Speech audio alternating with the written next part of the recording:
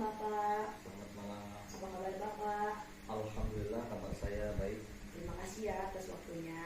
Baik, sebelum Bapak sharing tentang dunia usaha ayam, boleh perkenalkan diri Bapak, nama Bapak siapa dan asli Bapak dari mana? Oke, terima kasih Mas Alfi dan pemirsa Aceh TV. Perkenalkan, nama saya Heri Irawan. Saya asli dari Bogor.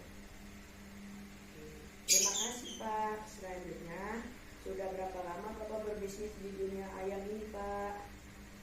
Oke, kalau usaha ayam sebetulnya kurang lebih sejak tahun 2007 sampai hari ini berarti kurang lebih hampir sudah 15 tahun. Wah. Saya berternak ayam, kemudian berbudidaya ayam sampai dari peliharaan dari nol sampai panen. Kemudian juga kita ada lakukan penjualan ayam juga, ayam potong dari ternak sampai jadi ayam daging, ayam fresh lah bahasanya gitu. Wah, sudah lama sekali ya Pak, 15 tahun artinya ya? Sudah lama alhamdulillah. Boleh Bapak cerita kepada pemirsa Alwen TV bagaimana tips dan kiat-kiat menjadi pengusaha ayam yang sukses Pak? Oke, nah ini pertanyaan bagus untuk pemirsa Ajen TV. Jadi yang pertama untuk menjadi pengusaha ayam itu dan peternak ayam ya tentunya adalah mental dulu. Mental dulu yang kuat, satu bahwa dalam suatu bisnis ayam, karena ini bisnis barang hidup, kita tuh harus siap untung siap rugi. Nah itu yang pertama. Yang kedua tentunya adalah tidak hanya bermodalkan nekat, kita harus punya ilmunya dulu. Nah untuk menuju ke arah sana kita harus belajar dulu. Makanya tadi saya butuh waktu 15 tahun itu untuk bagaimana sih cara pelihara ayam yang baik. Nah yang pertama kita harus punya kandangnya dulu.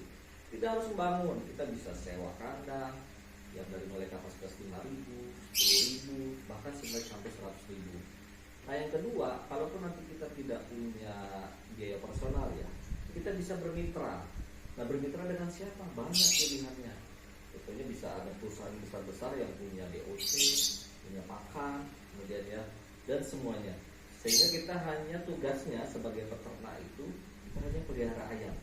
Kita dikasih biaya personal, kemudian dikasih DOC, dikasih pakan.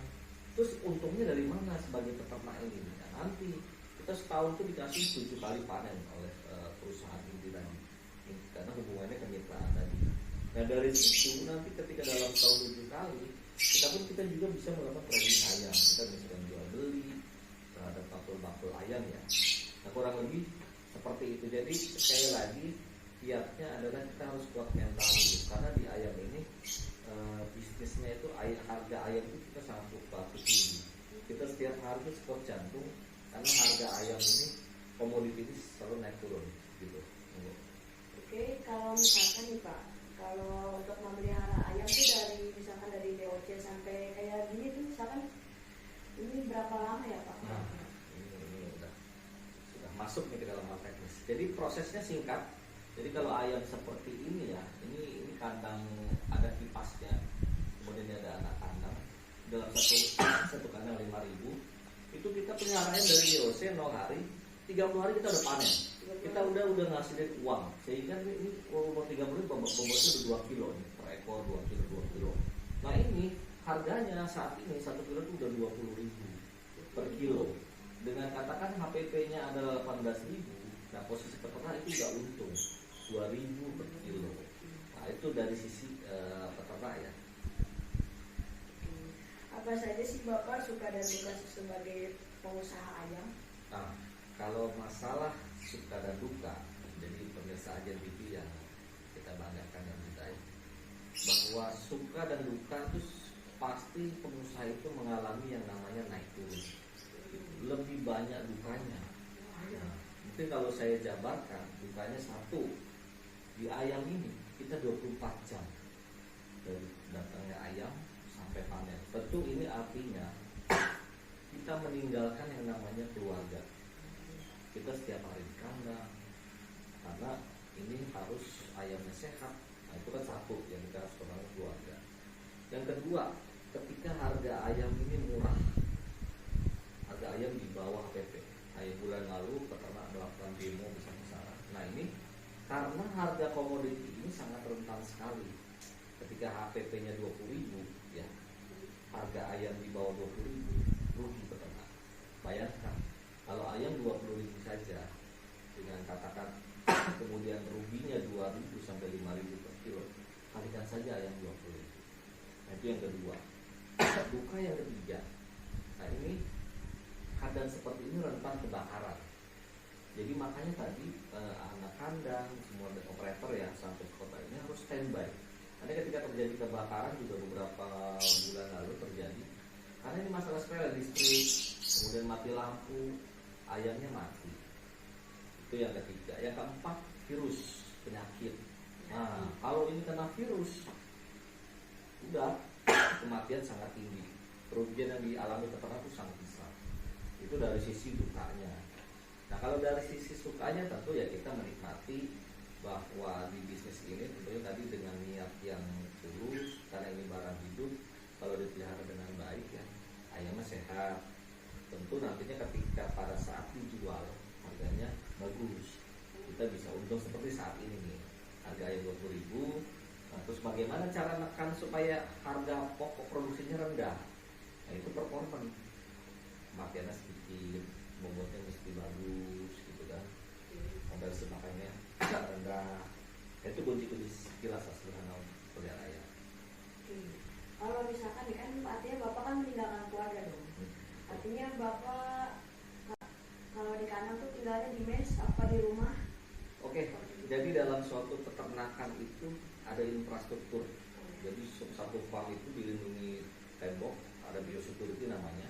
Nah, semua karyawan itu tinggal di farm, dari mulai anak kandang ya, operator kandang sampai manajer farm itu standby di kandang. Nah, yang punyanya hanya mantau aja, kadang setiap hari datang visit, seller cek ayamnya kesehatan. Nah, kalau untuk operator seperti ini, karena kenapa dia harus tinggal di kandang? Untuk meminimalisir penyakit supaya tidak lalu lintas, karena ayam ini kan rentan sekali penyakit. Ketika karyawan katakan keluar masuk ini akan membawa virus, penyakit, bisa bakteri atau virus. Nah, ini akan menular ke ayam. Ketika ayamnya sakit, mati misalkan, virusnya masuk, nah itu kerugian buat peternak. Itu salah satunya kenapa orang di farm itu harus tinggal di farm. Kenapa bapak memilih menjadi pengusaha ayam ya pak? Padahal kan dukanya lebih banyak. Nah, ini sebetulnya jangan dicontoh.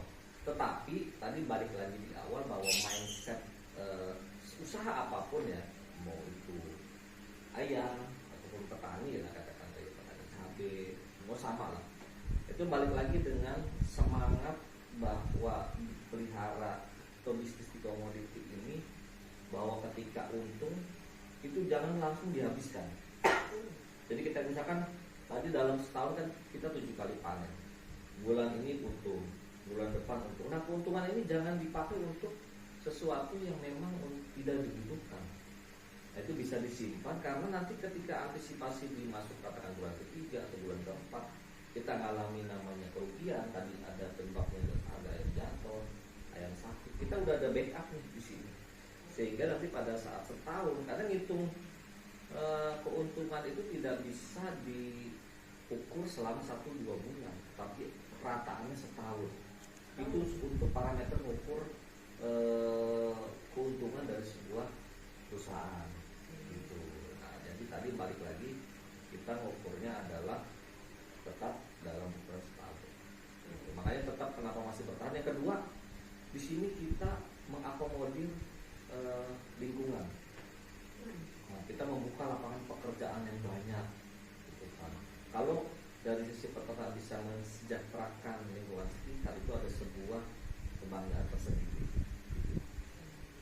Artinya mungkin dari bapak, mungkin bapak dari dulu emang hobi tentang dunia ayam ini.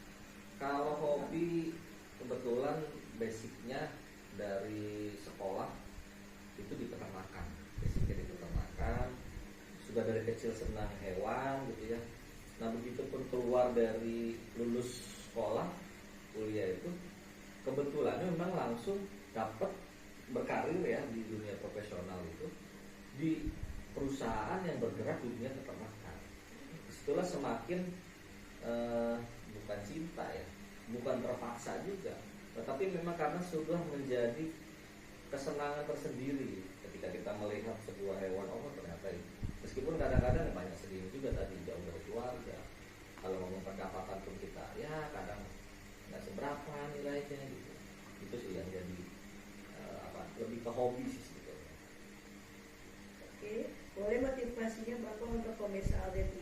satu motivasi dari saya karena saya mengalami namanya kerugian, keuntungan sudah naik turun, jangan menyerah. Satu, mindsetnya tetap semangat bahwa ini bisnis komoditi, bahwa untung rugi itu biasa. Kalau ikhtiarnya, niatnya untuk mensejahterakan lingkungan, insya Allah kita ada rezekinya. Salah satu pertanyaan lagi ya Pak, closing statementnya untuk pemirsa LDBT apa Pak? Oke, closing statement dari saya, tetap semangat sekali lagi bahwa menjadi pengusaha itu bukan enak, tetapi tidak enak gitu ya. Tetapi ketika kita sudah terjun langsung, mau tidak mau kita harus fokus bahwa di situ kita niatkan untuk usaha mensejahterakan lingkungan dan keluarga.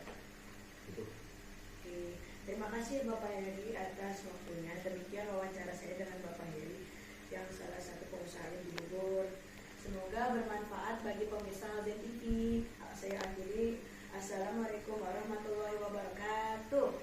Salam sukses. Terima kasih Bapak. Terima kasih.